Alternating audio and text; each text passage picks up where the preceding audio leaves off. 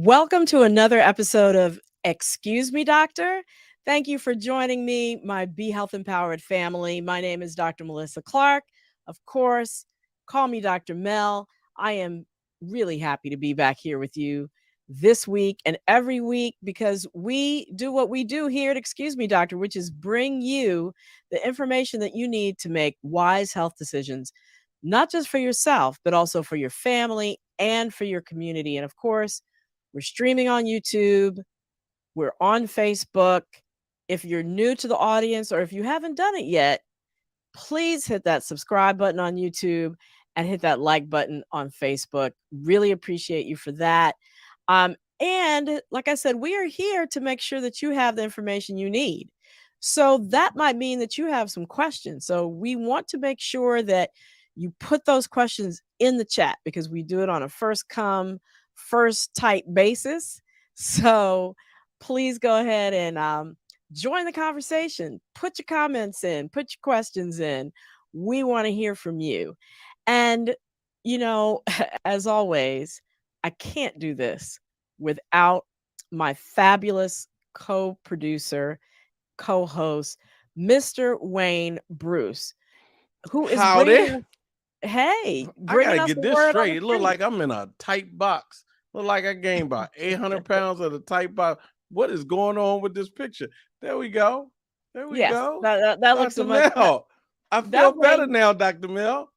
I'm really happy to hear that. And you can bring us what's on everybody's mind, be their voice in the studio. But most importantly, we have, and I am so excited because we have Miss Bria Good. Ho. What are you doing? What are What? you reading my lines? No, I'm Yes, you not. are I'm reading my excited that lines. Bria is here. I gotta No, say. you reading my lines. We All have a right, go whole ahead. Go ahead. thing, a whole You build up. you go We have a ahead whole and buildup. introduce So Bria thank you, as our Dr. as Mel. our co-host for tonight. As a producer, I have to do this. So Go look, ahead.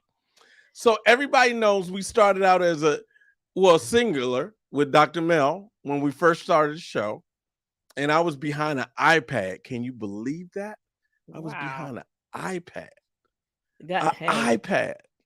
The show started on an iPad. And so, and then we got kind of fancy and I built out some stuff and I built out some stuff. And then we became a trio with Yeah. Lila in Yeah. LA. Now, Lila's going to do her thing. She is caught up in the entertainment industry and doing incredibly. And she has a lot of responsibilities. So she's not But able she to, sends all her fans out there her love. She man, misses y'all. Lila love the fans. You know how Wu-Tang love the kids? Lila, Trick Daddy love the kid. Lila loves the fans. So we send her love.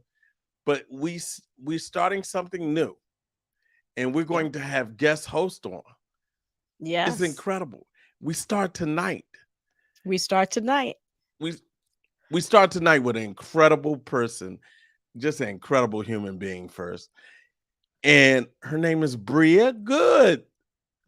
She's a master's of public health and a health professional and reproductive justice advocate. So I'm excited. Can we bring her on, Dr. Mel?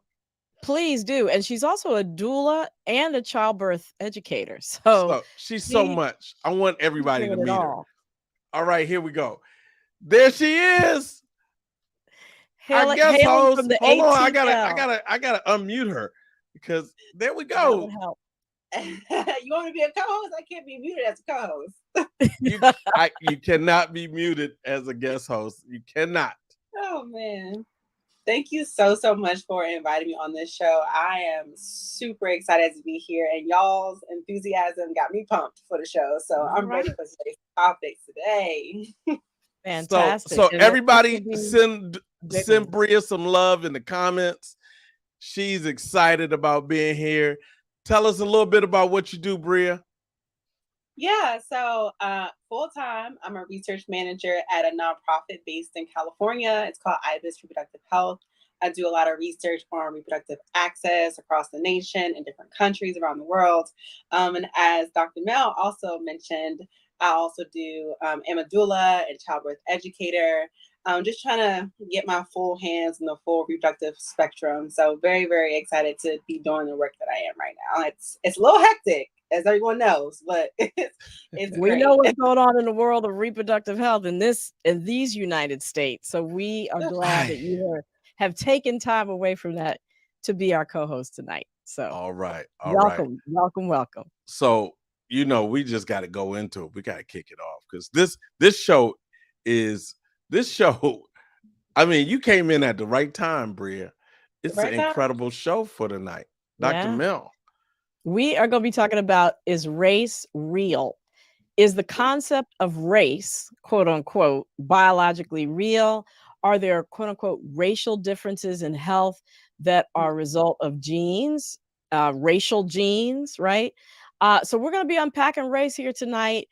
We have an incredible leading human geneticist who's going to answer if being white or Black is a genetic thing and the role that that plays in our health. It's going to be a lit discussion. So wow. That's incredible. That's incredible. And she's a pioneer in her field. I'm excited to have her on, man. I'm so excited. And like I come from a sports background, watching sports. And way back in the day, people actually believed that Black and white people were different, that we were born with a special high leg muscle that made us. High pain tolerance. And we know that guy, right? Exactly, Bria. Yep. And we know that commentator got fired, but Yeah. But anyway, please share this episode right now. Stop what you're doing, share it with everybody. Anybody who's ready to get their mind blown with this discussion, and hear what a human geneticist really has to say about whiteness, Blackness, and how our DNA fluidly interacts with our world and even our spirituality. We're gonna get into it. All right. But before we get into it, we have to go to the recap to see what's going on in the week that was. Yeah, man. Dr. Mel, we gotta talk about this COVID update. I feel like every month, every year, COVID's like, I'm back and I'm gone, and I'm back and I'm gone. So tell us a little bit what's going on with COVID right now. Well, the I'm back kind of thing with COVID is because we have not yet mastered that concept of we got to wear masks when we're indoors. So we're just spreading it willy-nilly. Cases are going up. Hospitalizations are going up. They climbed another 5% since last week, specifically the hospitalizations, 6,400 a day. Luckily, the deaths are still holding steady, about 375 deaths a day. Still terrible, but steady. And then, most areas of the country are in a moderate to high level of COVID transmission. So govern yourselves accordingly if you don't want to get COVID or don't want to get COVID again. Wear your mask. Just put it on. Indoors. Yes. You can breathe, I promise. Wear your mask. Yeah. So, Dr. Mel, the next topic is the bounce back. I mean, President Biden they were reporting that he's no longer testing positive and he was free of COVID, and then the bounce back. Boom. Yeah. So this is a thing, and I also want to roll in here about how long we're supposed to isolate when we have COVID, right? So the CDC says 5 days at home unless you're very sick, and then it's 10 days. However, several studies are showing that many people with COVID-19 remain infectious well into the second week of symptoms. So past that 5 days, at least 1 in 4 people are still infectious at day 8. Mm-hmm. So that all supports that 10-day isolation period. So if you have the luxury to do it, stay isolated for the 10 days. And if you come out at 5 days, really the CDC is saying wear a well-fitting mask. You should be still masked. It's not like 5 days are up, oh, I'm back out here with my full face. And then Paxlovid, which is the medication that President Biden and many other high-risk individuals take when they get COVID, is 90% effective at keeping you out of the hospital. So it's great. Wow. But there's this risk of rebound. So a lot of people have said, oh, President Biden got COVID twice. He didn't get it twice. It just sort of got suppressed by the Paxlovid. And when he stopped the Paxlovid, it came back. And when it comes back after the Paxlovid, studies show that you are still infectious. So he really needs to isolate for that full 10 days. And his doctors may actually put him on another 5-day course of Paxlovid so that it wipes the virus out altogether. Wow. So for us, what does that mean for us to be on the safe side? If you're COVID positive, take your antigen test or your home test, because that's a good test to say I'm free of the virus. So take that. If it's negative, you can go back out. But if not, you should continue to isolate for the full 10 days. So that number 2 should have not been the bounce back. Should have been the rebound. Right. The rebound. There you go. It's the rebound. We must For talk. your sports, as a sports fan. Yeah. As a sport, we must talk to our intern. Yeah. They have to get it right. Yeah, exactly. What are they doing? What do we pay them for? What's going on? The fictional intern. Anyway. Man, as they say sometimes, hide your kids, hide your wife, because ain't nobody safe out here from COVID. So please protect yourselves. Yes, so exactly. Dr. Mel, this is another thing that's been popping up amongst my friends and my community is vitamin D, right? So everyone's taking vitamin D, talking about it'll keep me healthy, it'll keep me safe. But is vitamin D one of those things that you can take too much of? Well, absolutely it is. Actually, it's one of the vitamins that sticks around in our fat. So the more we take it, the more it accumulates. And we heard that a British man ended up in the hospital with vitamin D toxicity, abdominal pain, nausea, vomiting, diarrhea, because he had been following the advice of some private practitioner that he went to, who put him on this dose that was hundreds of times higher than the standard nutritional recommendations. Now, we do still need to get vitamin D every day. It's essential for our cells to carry out multiple duties. And when they're low levels, it's associated with everything from diabetes to falls in older people. So the thing is, folks with darker skin tend to be low in vitamin D. You can get it through getting 15 to 30 minutes of sunlight a day, through your diet, like eating fatty fish, or through supplements. But if you're going to be taking supplements, it's important to do that under the care of a physician who can check your levels and make sure that you're kind of staying on pace and give you a recommended dosage to take if it's low. That's real smart. I think that's really, really smart, because people just taking vitamin D every day, all types of things, Right. No advice, no nothing. Taking vitamin D, sea moss, taking vitamin. They just taking stuff. Yeah. So yeah, that vitamin D specifically, though, it's good if you get your levels checked and followed and put on a specific dosage that's right for you. Okay, so is that a question we're gonna have to ask the geneticist about vitamin D, or is that something you can answer? Why we are low in it? Why?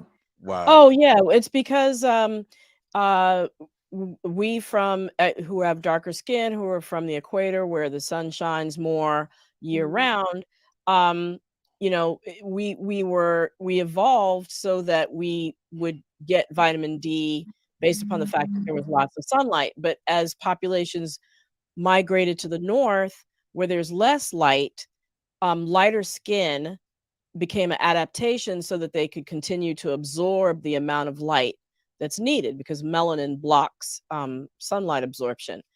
And so now if you take somebody who's darker skin and put them in colder climates, temperate climates where there's less light, then they're going to be blocking light that they really need to be able to keep up with their vitamin D levels.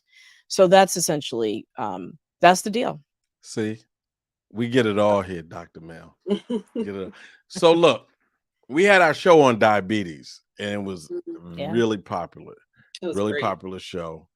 And I told the story of my family like having sugar, but we're finding out now that diabetes is really expensive to have, Mm, disease to have. Yeah, because the cost of insulin has been doubling in the past 10 years. Over a million Americans spend more than 40% of their income just on insulin. That's crazy. And so people with type 1 diabetes, that early onset childhood diabetes, that's Hmm. because you're born not making enough insulin or not making insulin, period. Hmm. So you need insulin from the outside. But the type 2 diabetes, the type that we talked more about on the show Hmm. just last week with Dr. Gail Bland, uh, tune into it, go back and watch it if you haven't, because she dropped a whole lot of really, really key knowledge. But basically, if you have type 2 diabetes, which just means that you make insulin, but just not enough for your body, you can decrease your insulin requirement by eating a plant based diet, or other eating plans like the Mediterranean diet. And she talked about what that was. And the beautiful thing about it is when you do that, it also helps your body in other ways that just taking insulin doesn't. So it's great for your heart health. It's great for decreasing your risk of stroke, your weight. So all those things get helped by sticking to a nutrition plan that works. You might still need insulin, but you Hmm. probably will need less. mhm. So that's really important to keep in mind, even though it might be more challenging. In the end, it's cost effective and healthier to stick to a nutrition plan. So you can reduce your costs just by eating better. Correct. Yep. I'm You with got it. that. I mean, And talk about plant-based diets with the Black community. That's a little touchy subject, you know. right, Right. right. Well, got to cut down on that salt, cut down on that sugar, and up your vegetables and fruit. And yeah, that's the key. So you know what time is it? What time is it? We can never guess. Right. It's The weekly debunk. time for the weekly debunk. Stopping misinformation in its tracks. All right, Dr. Mel. So all these things are coming up in my conversations with people. And so Dr. Tracy Twitterfingers messaged me this the other day and said, how can you put that poison in your body, girl? They're trying to kill off people with that COVID vaccine. But Dr. Mel, not Mel, nor anyone in my family is going to take that. So they're saying that not them, not anybody in their family is going to take this Wow. vaccine. Said, I don't know about that one. Excuse me, Dr. Mel. Is that true? Is it really poison that you're putting in your body? No, it's not true. Millions of people now have taken the COVID vaccines over the past 2 years, really. It's actually a little more than 2 years when you consider that the trial started in June of 2020. So um, the vaccines have really undergone and will continue to undergo the most intensive safety monitoring in the history of the United States, Mhm. including by multiple African American scientists and doctors. And more than many foods, supplements, medications, vaping chemicals that we voluntarily put in our body, right? There's no poison in them. What's basically in them is the genetic material from the virus. As we're going to hear tonight, genetic material is the building block of life. It is not poison. And it is the building block from viruses to dogs to cats to humans, and beyond. So that genetic material is the pattern that's used to make the spike protein so that our body of the virus, so that our body can react to it and make antibodies. Mm. The only other things that are in there are fat, which your cells are made of, and it helps to protect the genetic material, the messenger RNA, by providing that greasy exterior that helps it slide into the cell. Salt, like table salt, to help balance the acidity, to make sure that it, fits in with the acidity of your body. And then Mhm. sugar. like table sugar to help maintain the shape of the molecule. So um, vaccines are helpful to reduce symptoms of COVID if you get exposed to COVID, shorten the period of the time you can pass it to other people, and lessen complications. Like a study that just came out that shows it lessens complications after having COVID from things like stroke, other long COVID symptoms, and diabetes, for example. So, um, yeah, no poison there. Please Wow. tell Tracy Twitter Fingers, you know, she doesn't need to be concerned about that. She could talk to her doctor about going ahead and getting boosted if she's gotten one vaccine, but it sounds like she hasn't gotten any. So just going ahead and starting to get So that. so I Bria, I did pull up at the light and saw Tracy Twitter Fingers in her car eating flaming hot Cheetos. So Look, Tracy got a lot of issues. This is one of many. It's a conversation we've been having for 2 years at this point in time. So, like she said, neither her nor her family are going to take this. So, hopefully, your information is going to be helpful for her to go get this vaccine and get boosted. I hope so. I hope so. So thank you, Bria and Wayne. we'll We see you have later. done this debunk. We are going to move on and we're going to see you back in a little bit because we're about to move into our show for this evening, which is race real and does it affect your health? Is it accurate to say that because of biology, Black people get diseases like cancer and don't get others like osteoporosis? Are the racial differences in health, are they inevitable because of the genes for race that determine whether we're Black or white? So we're going to break that down on this show today. Is being Black or white a genetic thing or not? And how does that all relate to our health?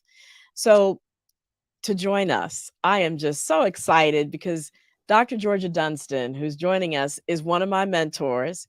She is a human geneticist, professor emerita at Howard University College of Medicine, where she was the founding and former director of the National Human Genome Center.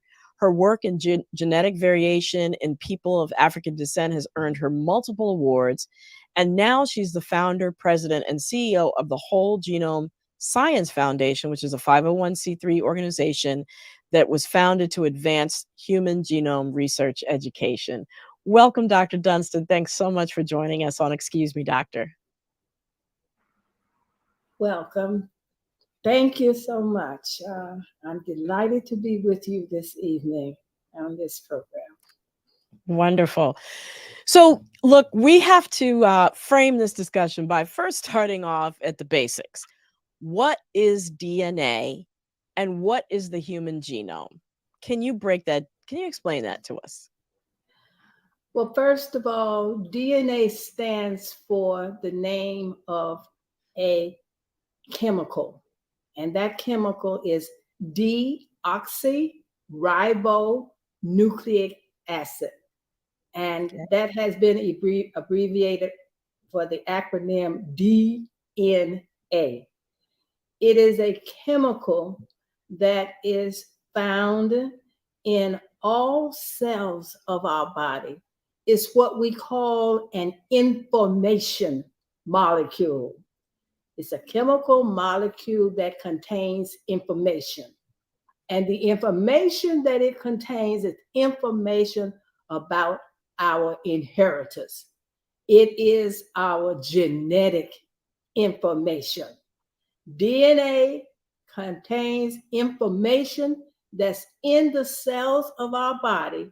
And this information is not only about our identity, who we are, but it is also information about how a single cell makes proteins that are the workhorses that's used to make all the parts of our body. Wow. And I actually have a slide.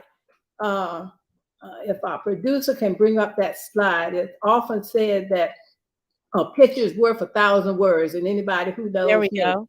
I need a slide because Yep. I've been told I don't have time for 1,000 words tonight. But I put this slide up because I wanted to show the relationship between DNA, our bodies, and how that's related to diseases, and how that's related to different population groups, and how it's ultimately related to the whole of humanity. So just let me say, our bodies are made up of cells. The cells are the units, the smallest units of our body. Every cell that has a nucleus, and that's essentially all of the cells, except mature red blood cells. They do not have a nucleus because they throw out their nucleus. But the trillions of cells in our body contain a nucleus. Inside the nucleus is the DNA, the information inside the cell for how the cell makes the products that the cell needs in order for cells to become tissues, tissues become organs Like our heart and our body. liver and our brain and our skin, right? Yes, very good. And I like to say different tissues work together to give the different organs, as you said, the liver, the heart. The different organs work together to give different systems. So we have our nervous system, we have our immune system, and we have our skeletal system. The different systems work together to give us whole individuals. Each of us is a collection of different systems that are made of organs, that's made of tissues, that's made of cells, that's made of DNA as our inherited material. But our definition doesn't start at the boundary of the skin, since we're going to be talking about race. So DNA is also involved in how different individuals are grouped together. And we're grouped together in families. All of us are in families. Families are not random. Families make up different populations, and different populations together make up humanity. So that is incredible, Dr. Dunston. That is an incredible way of taking us from the cell all the way to humanity. And I want to just jump in here because I have heard you say that the story of the human genome, which is a collection of all our DNA, is an African story. Mm-hmm. Why do you say that? Because the oldest skeletons of what we call modern humans have been found in Africa. So the oldest skeleton, which contains DNA, the oldest modern human forms have been found in Africa. So all human beings come from the roots of humanity in Africa. And I think that's an important point to make, because then that means that people who are of African descent, first of all, that's all of humanity, but people who are of direct African descent have the most variation in their DNA, right? Yes, but the data show that African people have the greatest amount of variation in their DNA. Okay. Right. All humans, the DNA is tremendous variation. Keep in mind, when we start talking about race, we are talking about often people that have their origins from the different continental regions. And we have based our concepts on those similarities from racial groups. However, keep this in mind, that the amount of variation within each group is greater than the variation between groups. So what I'm saying is that all groups have tremendous variation. African people of Africa have the greatest variation, which is related to their antiquity, oldest humans. So since variation occurs over time, the longer you have been around, the greater the variation.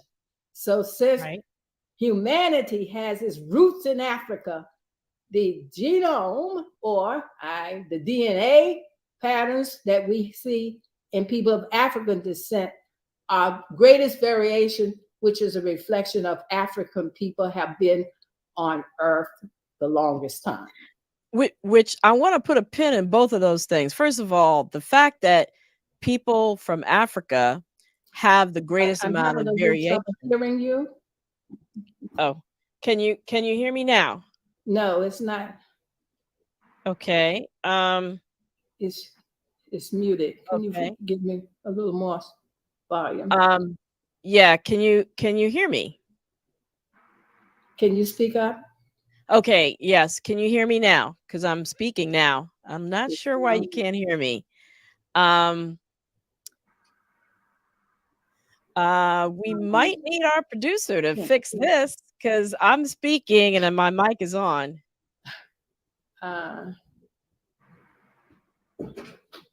Okay.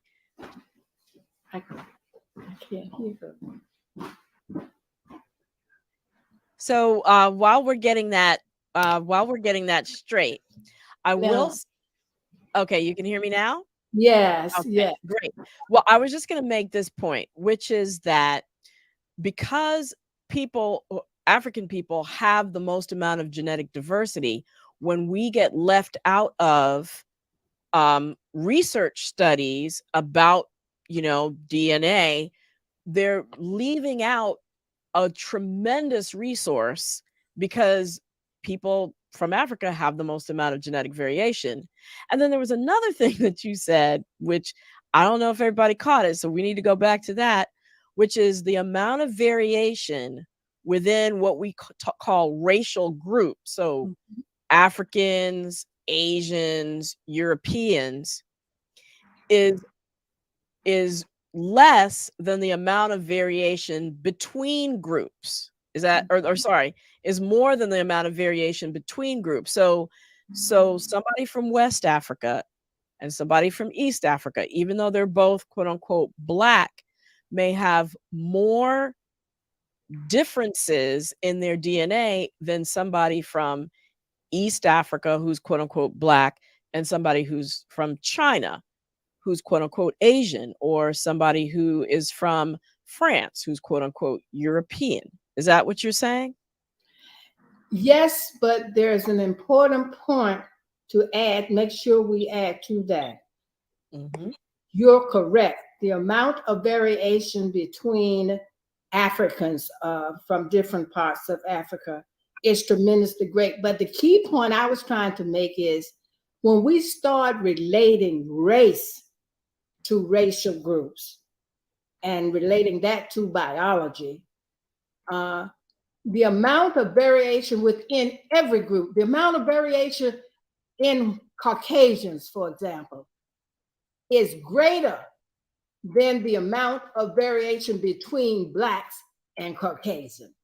Right. The amount of variation within each group, and we gave the example of Africans, for example, but it is true that the amount of variation within each group is greater within the group than it is across groups.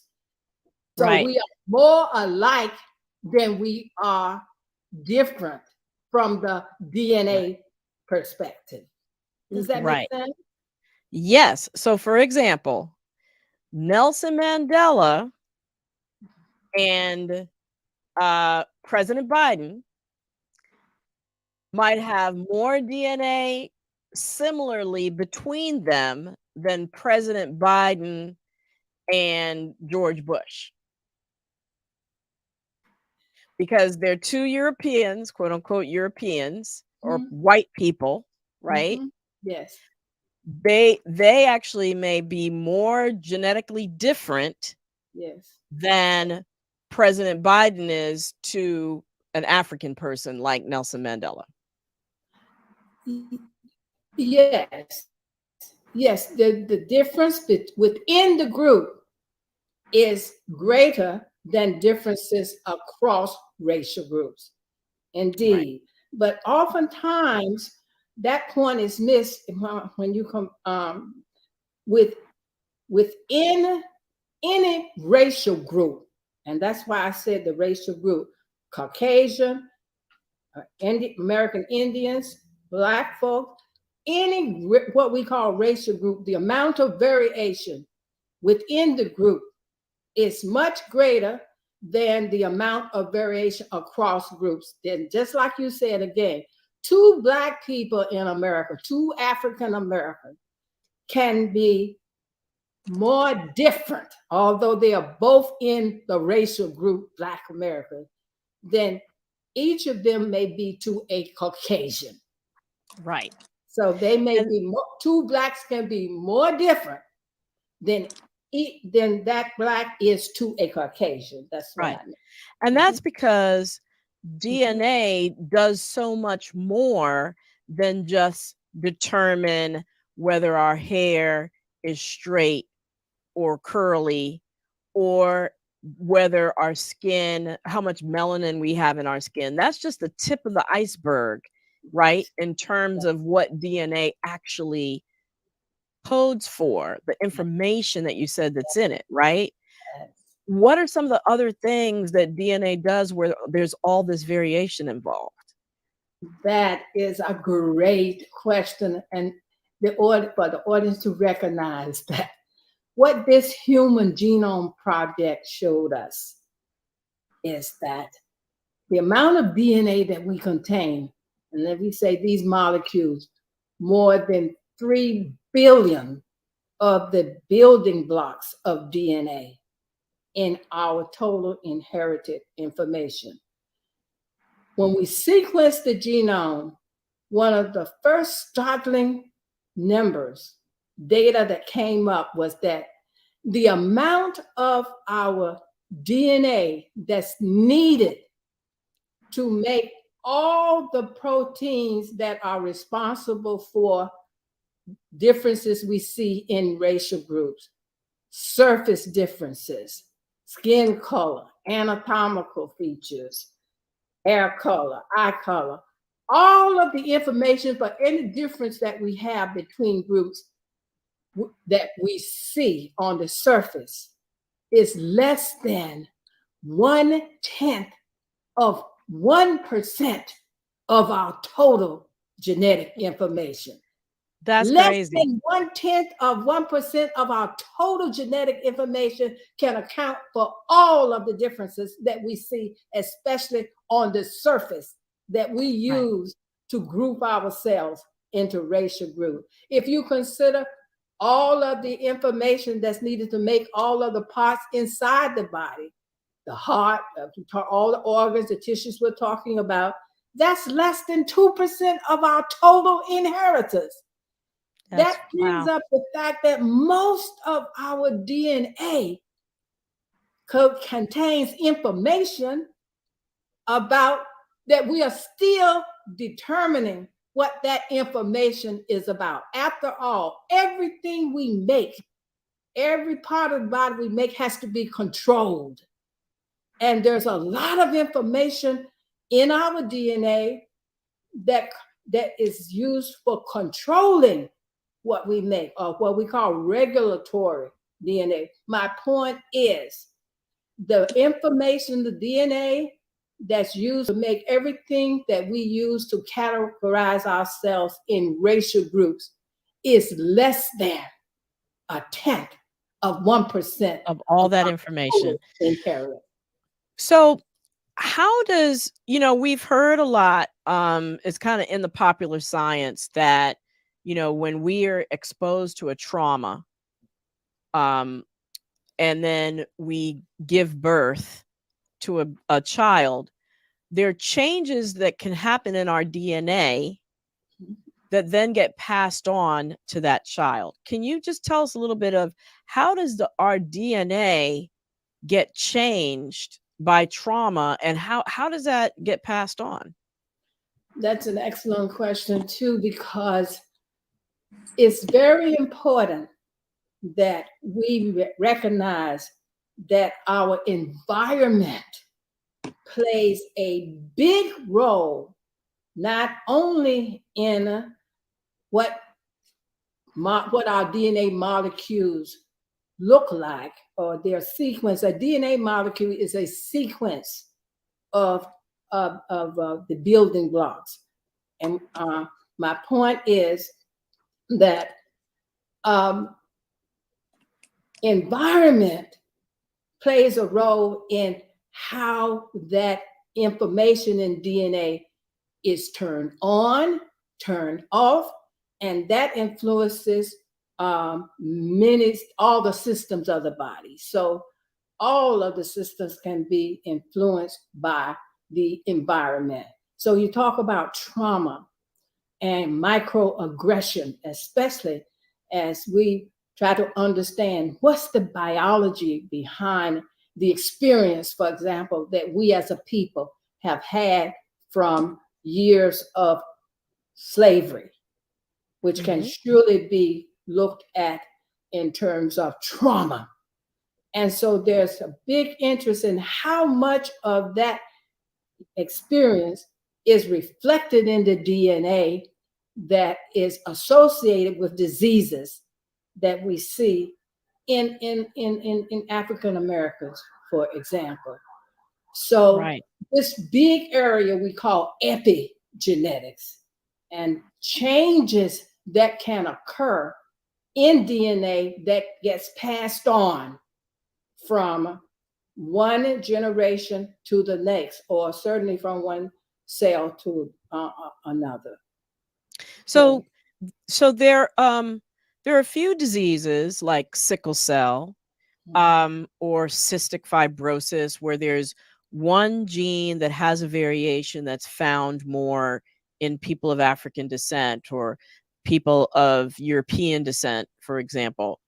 But the vast majority of diseases, is what I'm hearing you say, are more influenced by the way that our DNA interacts with our environment and how we interpret our environment, right? And our diets and the things that bind us culturally. So we might have more in common culturally with other African Americans in this country than we have genetically. And the way that we respond to our environment that's determined culturally, and what has happened to us, as you mentioned, our history, that puts us at greater risk for certain diseases. It's not necessarily purely the fact that we have the same genes or exact same genes. Would that be a fair summary? Yes, that's a very, very big area of very active investigation, is how does the environment influence our DNA, our inheritance. And we know that, I want to say, we use terms like cystic fibrosis. That's a disease. Sickle cell anemia. That's a disease that we find higher frequency in Blacks. And thalassemia is another blood disorder that we find in Mediterranean, higher frequency in Mediterranean people. It is very important that we understand there is no one-to-one relationship between a gene and a disease. Every disease is very complex in terms of its genetics. There are many genes, hundreds, and possibly even thousands of genes that can be involved in producing that disease or that we're talking about.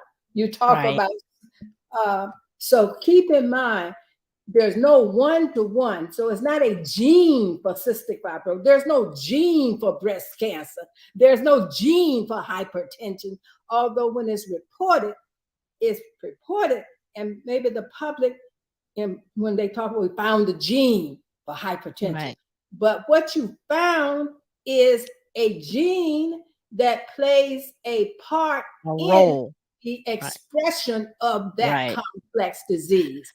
So And I can't believe that we having such a rich discussion, but we have to get the audience in here.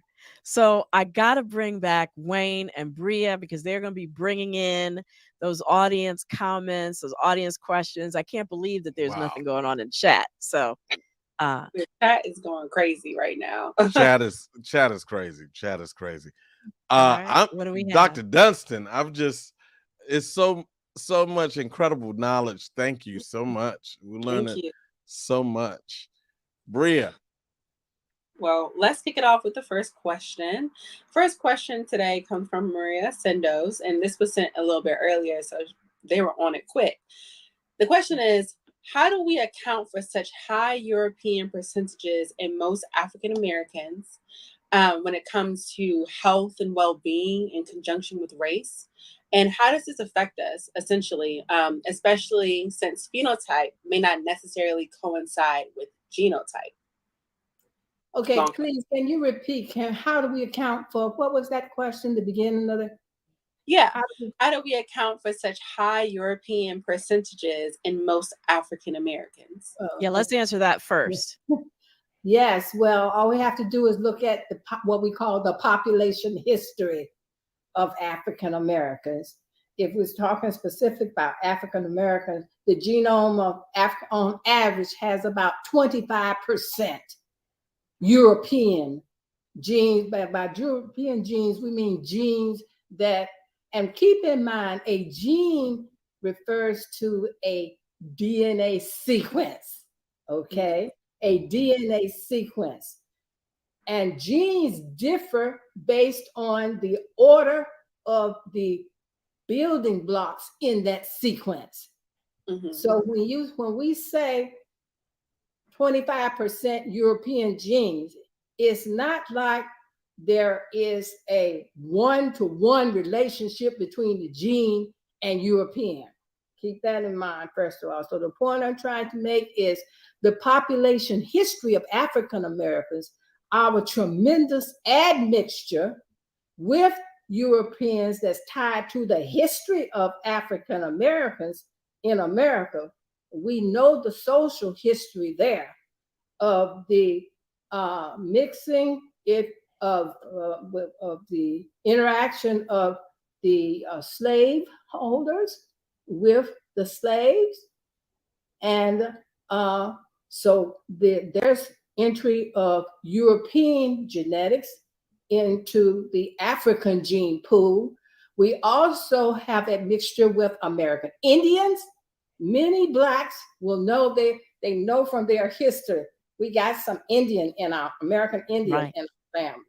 And if So- I could just jump in, I mentioned that Dr. Dunston was the founding director of the National Human Genome Center. Any of you who all are familiar with African Ancestry, the company actually had its origins in the National Human Genome Center. So those statistics that she's quoting, about 25 or 35% African Americans have European backgrounds, that came out of a lot of the genetic testing that company and other research projects have done. Let me correct you there, because we Okay,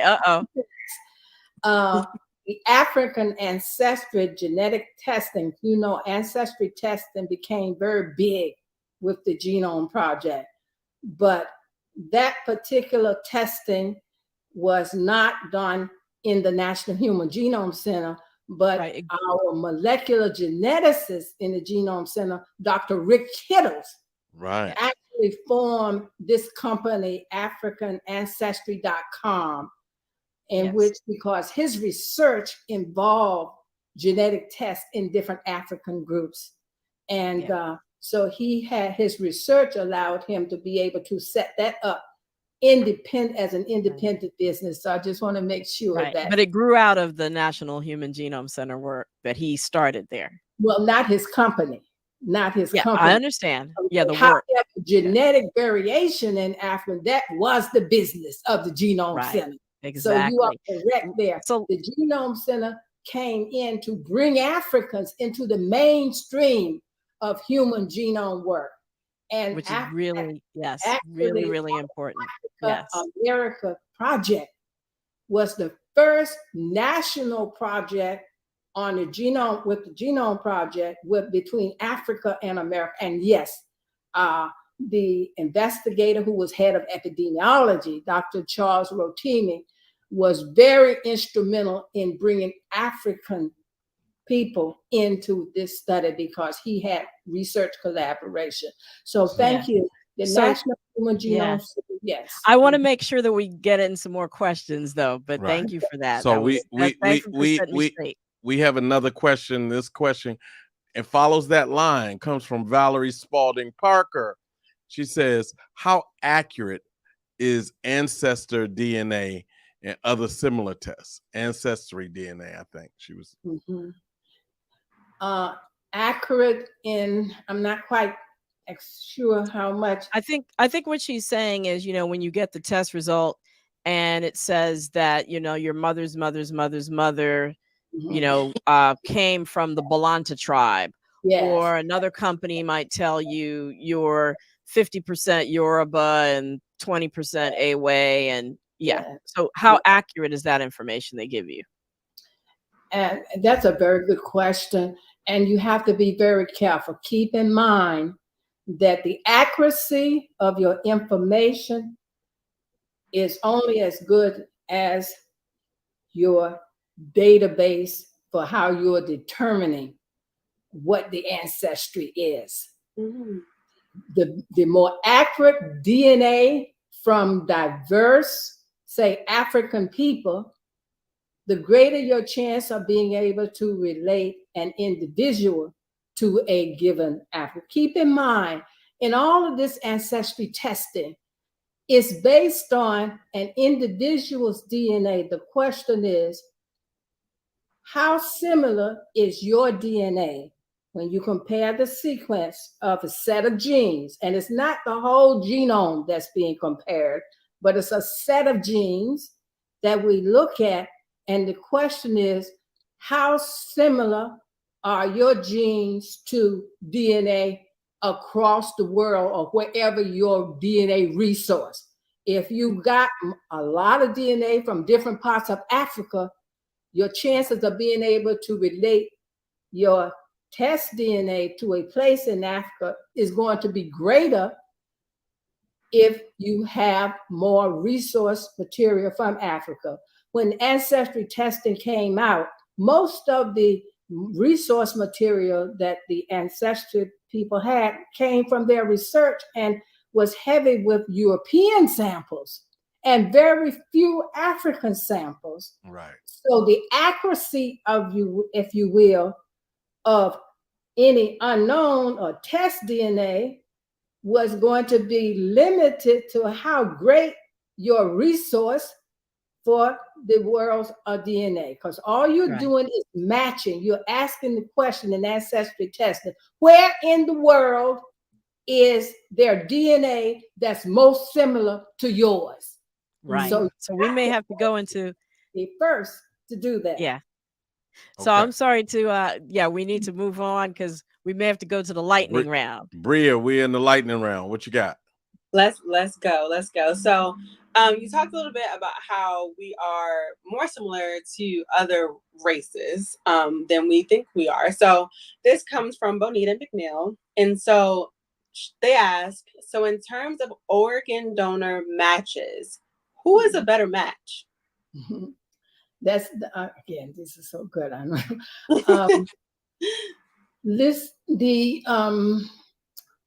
As I said, of our total DNA, when I say less than 1/10 of 1% is matched based on is determined surface characteristics, which we use for identifying groups. Most of our DNA, we don't even know what all of the DNA does. We can find genes, and we know we have about 20,000, 22,000 genes, but most of the sequence of our DNA, we don't know what it does. So I like to say that most of our inheritance is about what we can't see what we can't measure. And remember, science deals only with what we can measure, what we can see. Right. So I'm So saying for the that organ matching, the statement that we are more alike than we are different is based on the fact that 92%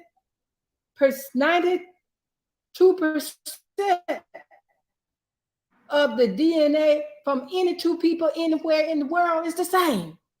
Mhm. If you take two people from anywhere in the world, 96% of their DNA is going to be exactly the same. so for And we purposes of don't know organ all matching, the things. so I just want to jump in, Dr. Dunston. For purposes of organ matching, then it doesn't necessarily mean that a Black person has to give another Black person a kidney.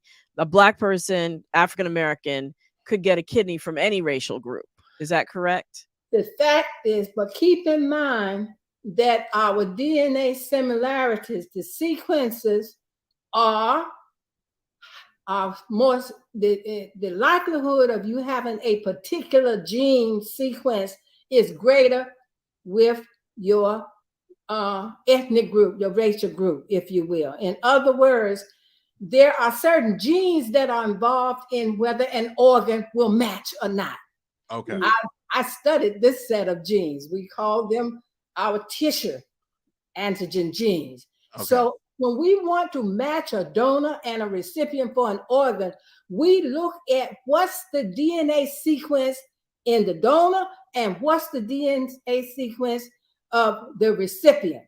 And we have found that if you match the genes that control these particular set of genes that are involved in donor recipient matches, you can equate that to the success of the transplant. But yes, if you just take one individual that's Black, that person may be closer to their tissue antigen, might be closer to a white person than to another Black. So you can't match the biology Right. based on skin color. Right. So we're in the lightning round. So Valerie Spalding says we may need part 2.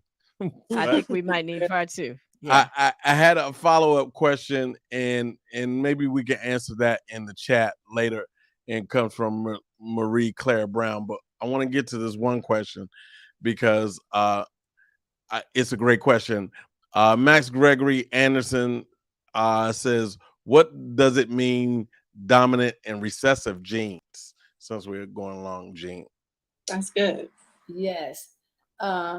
Dominant means if you have the genes, you can identify the product of the product of the gene will be expressed. It's dominant. Compared to recessive, you can have a gene, but you don't see in your testing methods. But you see, I say that very carefully because now that we can sequence genes, we can literally identify exactly what gene you have, and recessive only refers to its expression in such a way that you can see it. Okay, recessive means that it is not expressed or you can't measure its effect. Dominant is you can measure its effect and you can see it. All right. And that has to do too with, you get a gene from your father, you get a gene from your mother. If one of those is dominant, let's say for hair color, then that's gonna be the one that expresses as compared to the gene from the other parent. So that's also another way you can think of it. All right. Yeah. Well, so wow, this has just been way too short. Thank you so much, Dr. Georgia Dunston. You were incredible with your information. We're gonna have to probably have you back because there's a whole spirituality and DNA piece we didn't even get to. What is the rest of that information? What is the rest of what is the rest of the information? That's gonna be part 2. And thank you so much, Bria Good, for joining us as our co-host. Bria. Fantastic. You were incredible. Of course, thank you to my wonderful producer and co-host Wayne Bruce. I just want to also remind everybody, don't pass up this COVID resilience study opportunity at Howard University. It's totally voluntary, but if you participate and fill out just 2 surveys, you can be compensated up to $100. So any interest, contact my assistant, Dana Harvey, at danaharveyresearch@gmail.com. That's DANAHARVEY research@gmail.com. Y'all, my audience, the Be Health Empowered family, thanks for joining us again this week. Thanks for those fantastic questions you put in the chat. We will have a part 2, so don't give up hope if you didn't get your question answered tonight. And I will see you next week. And in the meantime, please remember, be wise, be well, and be health empowered. Thanks for joining.